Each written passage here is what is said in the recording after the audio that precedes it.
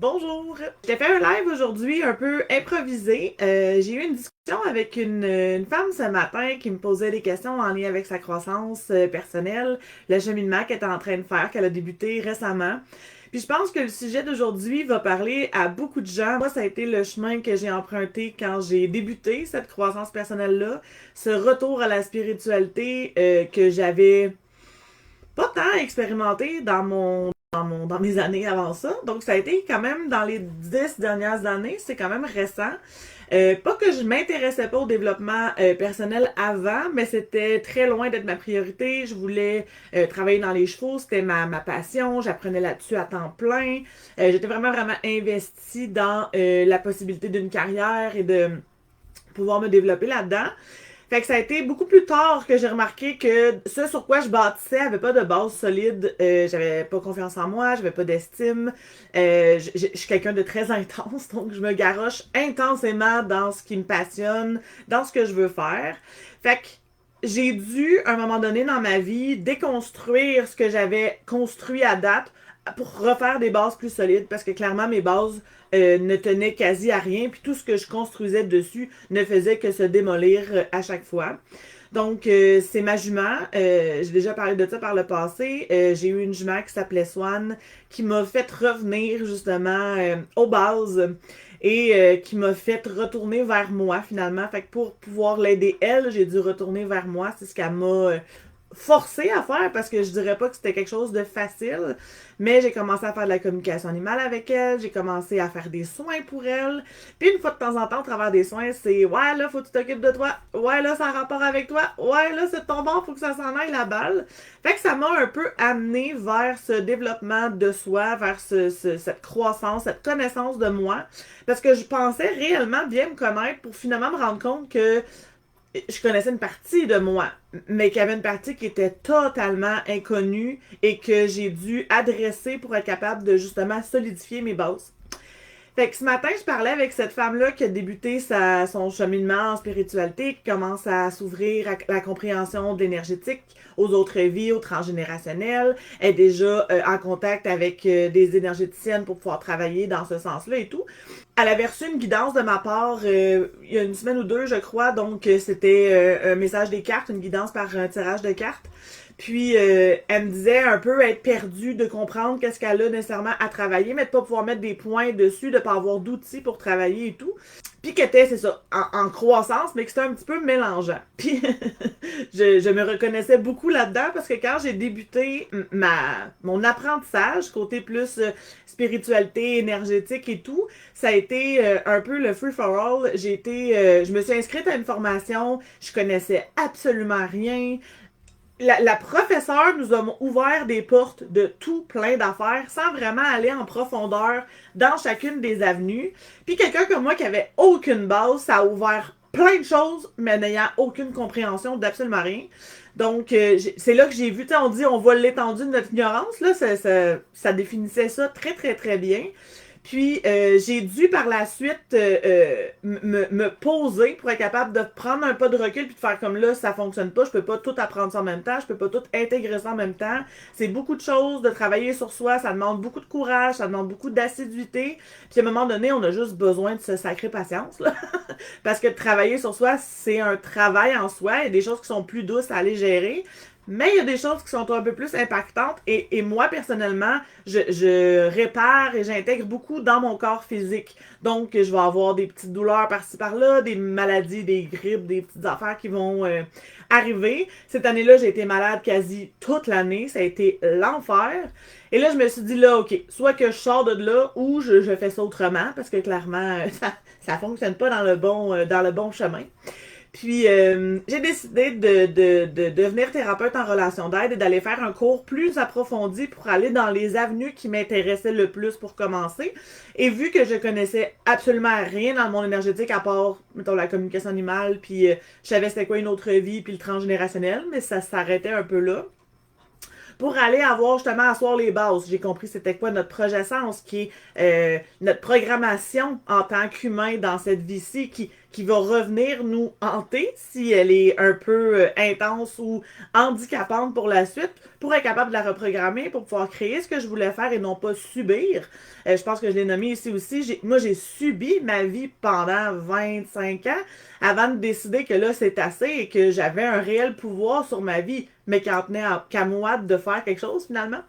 Et c'est par cette école-là qui est Satnam qui incluait un programme sur 3 ans en crescendo, si je peux dire ça comme ça, de se connaître soi-même, de pouvoir aller vers une connaissance, une compréhension des patterns de ce que l'humain incarné vit, pour après ça finir avec un programme qui était plus énergétique, plus vers justement les autres vies, le transgénérationnel, être capable de comprendre c'est quoi une signature énergétique, les chakras, les corps subtils, etc. Donc ça a vraiment été dans ma zone de confort, dans l'espèce de connaissance de soi, vu que je connaissais quasi rien dans le monde de l'invisible, pour finir finalement en canalisant des défunts, puis en travaillant avec des entités et des élémentaux dans mon environnement. Fait que j'ai vraiment fait un plongeon total dans ces 3 années-là. Puis ça a vraiment été aidant pour moi de pouvoir un peu structurer cet apprentissage-là au lieu de d'ouvrir 45 portes puis de juste plus savoir où m'en aller. Ça a été vraiment un passage, un parcours très, très utile, très important pour moi. Puis on s'entend que cette formation-là était certifiante pour pouvoir devenir thérapeute.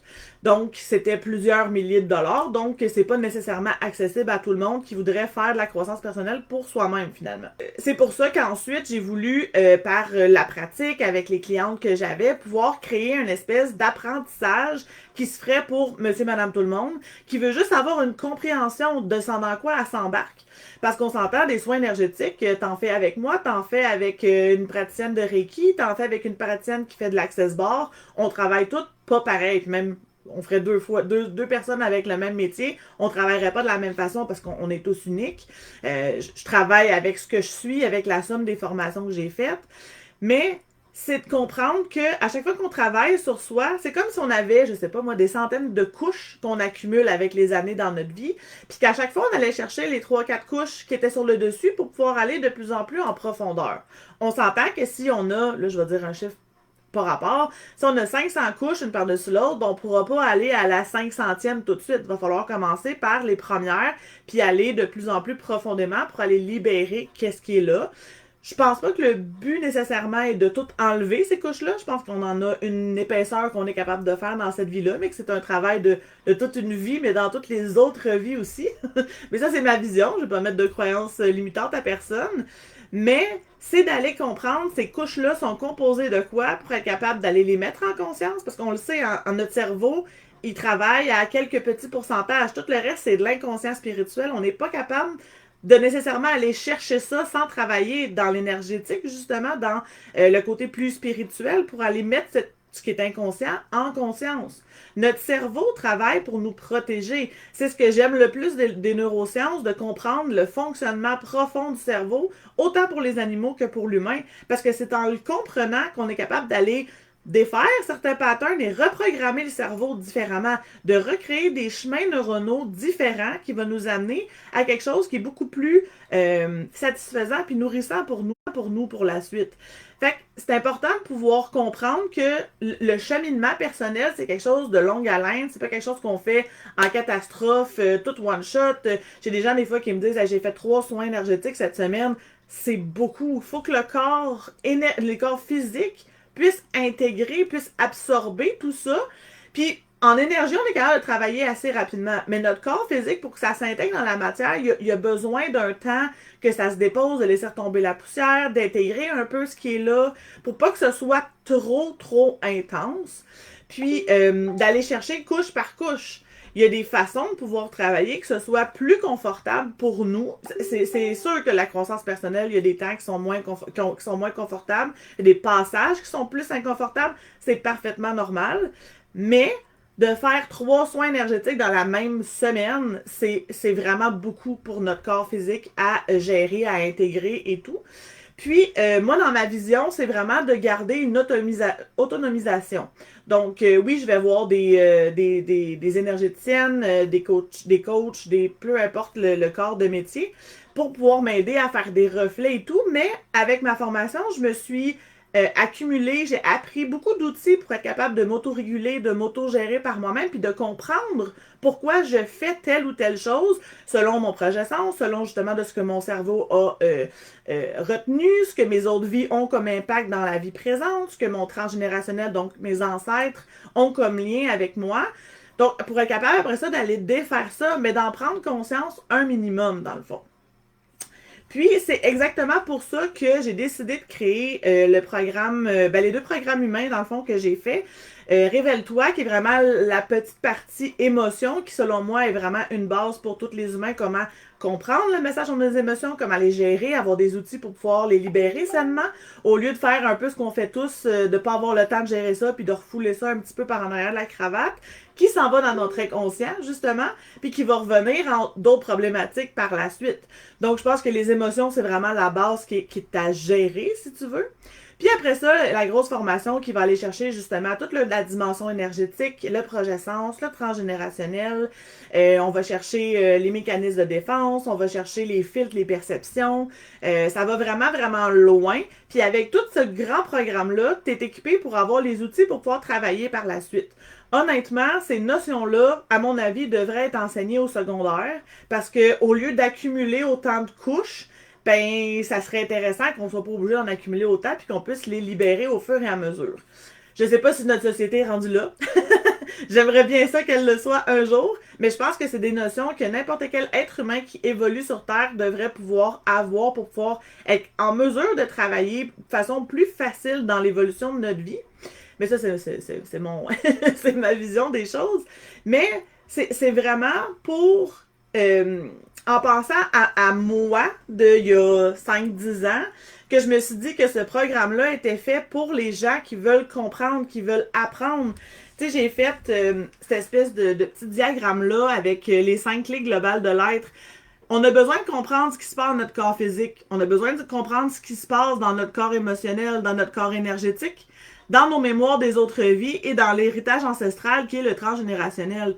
Tout ça fait partie du corps humain, du corps animal. On a besoin d'adresser tout ça pour travailler dans toutes les strates, toutes les couches, justement, qu'on a autour de notre corps.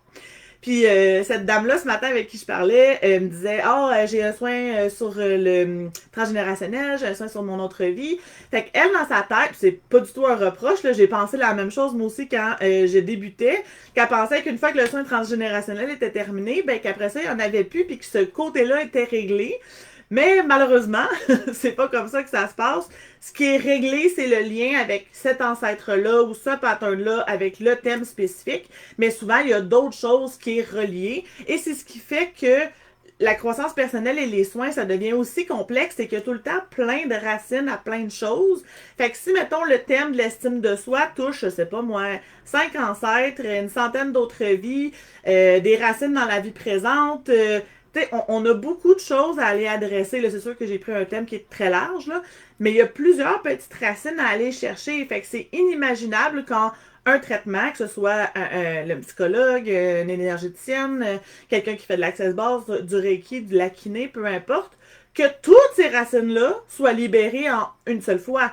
C'est une espèce de processus. Puis moi, ce que j'ai appris avec mon cheminement, c'est que le côté neurosciences, mais le côté physique est aussi important que le côté énergétique, parce qu'on est des êtres incarnés sur Terre. Donc, si je gère juste le côté énergétique, ben je touche pas au côté physique, et vice-versa. Donc, une compréhension des deux côtés, pour moi, est super importante et est nécessaire pour aller chercher justement l'ensemble de l'être humain qui est ici, pour pouvoir aller libérer, reprogrammer et travailler tout ce qui est en lien avec toutes les petites racines sur chacun des thèmes qui va être à travailler ou à aborder dans ta vie finalement. On s'entend quelqu'un qui a vécu une enfance relativement stable et normale, a moins de choses à libérer dans sa vie présente, mais ça veut pas dire qu'elle a pas d'autres choses à libérer dans les autres vies. Exemple, une peur qui est inexpliquée. Quelqu'un qui aurait peur de l'eau, qui n'a jamais manqué se noyer, qui n'a jamais eu d'événements traumatiques autour d'elle, mais qui depuis très jeune a une peur maladive de l'eau, ben souvent, ça va soit dans le transgénérationnel, soit dans l'autre vie, soit dans les deux. Fait que c'est d'aller être capable d'adresser ce genre d'attache-là, comme je peux appeler, pour être capable de s'en libérer, puis de pouvoir travailler ça, puis d'être bien dans notre vie. On s'entend que si tu vis dans un environnement où il n'y a jamais d'eau, que l'eau t'intéresse pas, que les gens autour de toi vont pas dans un environnement où est-ce qu'il y a de l'eau, c'est pas nécessairement la première chose que tu vas vouloir travailler. Par contre, si tu as un gros manque d'estime de toi, puis que tes relations autour de toi sont, tu sais, c'est comme, c'est teinté, ta relation au travail, c'est teinté, c'est difficile, c'est tout le temps des blocages, ben peut-être que ce thème-là, pour toi, va être plus important à aller adresser, et vice-versa.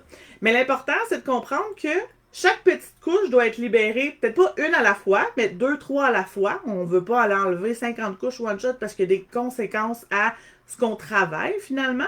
De le faire un à la fois, d'être capable autant de le comprendre que d'être capable de l'adresser dans l'énergie pour pouvoir libérer ce qui est là.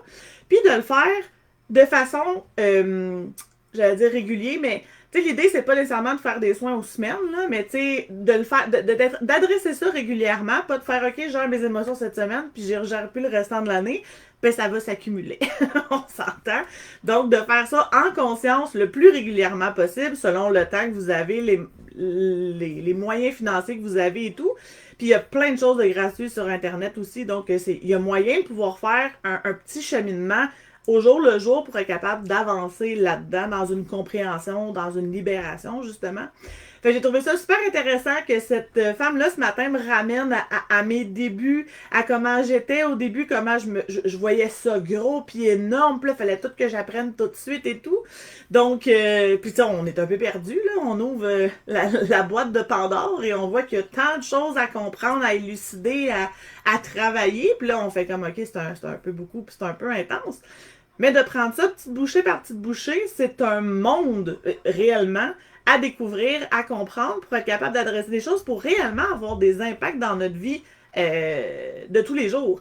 C'est ça que je trouve le plus beau dans mon métier, c'est de voir les gens qui me rappellent une semaine après soin, quelques jours après, hey, j'ai fait telle affaire, puis là, ils sont fiers parce qu'ils comprennent le pattern, ils sont capables d'aller voir les liens, puis ils sont capables de faire des changements réels dans leur vie, puis ils voient le cheminement, même si c'est pas toujours facile, même si c'est pas toujours confortable de le faire, mais ils voient d'avoir pris le courage de faire ça, parce que de travailler sur soi, puis de voir ces ombres, ces problématiques, c'est pas toujours agréable. Ça prend le courage pour pouvoir être capable de sonder les profondeurs de notre être, de ce qu'on est, pour pouvoir devenir, j'aime pas ça dire ça même, mais le meilleur humain possible, la meilleure version de soi possible pour être capable d'évoluer puis d'être heureux.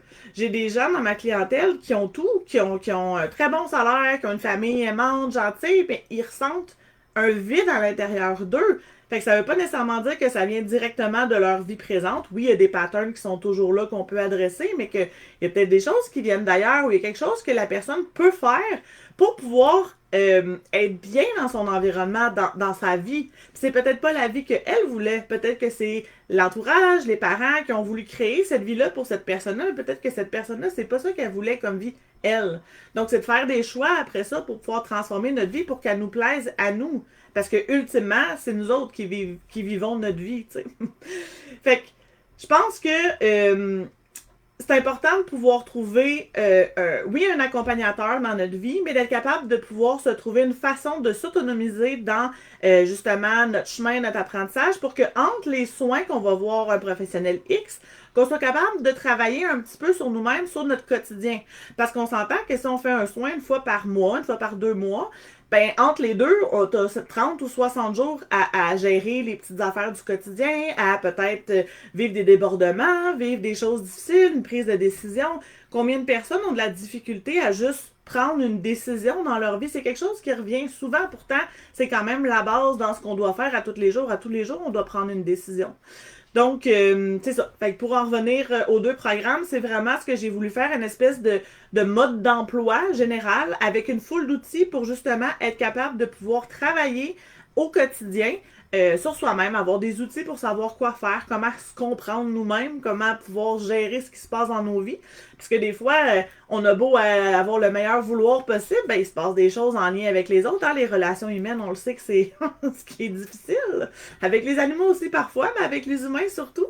Donc, c'est ce que ce programme-là a voulu faire au départ. Donc, c'est ça. Je pense que c'était une notion qui était importante d'aborder parce que il y a plein de gens qui vont être, mettons, appelés par une publicité qui va dire que, bon, soins énergétiques, 3 soins, ça change ta vie. Ça va changer des choses dans ta vie. Mais c'est pas vrai de s'attendre qu'après 3 séances, après un programme, après whatever ce que on va vous vendre, on va vous présenter, qu'il n'y aura plus rien à faire par la suite. Le cheminement personnel est, je pense, un cheminement d'une vie.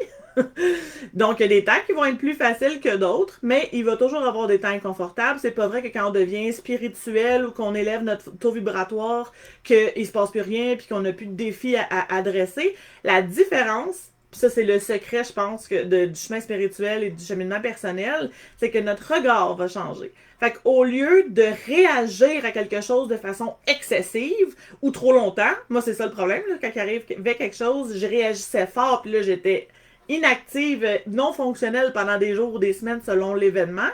Ben maintenant, je suis capable de réagir plus rapidement. Là, des fois, je vais réagir. Après ça, je vais faire OK, bon, on mode solution, qu'est-ce qui se passe? C'est sûr que je peux faire quelque chose. J'ai une action réelle sur ma vie, même si je dois subir certaines choses parce que je peux pas tout contrôler. Mais c'est vraiment dans cette essence-là que le changement de regard est la chose la plus importante dans le cheminement, dans la croissance.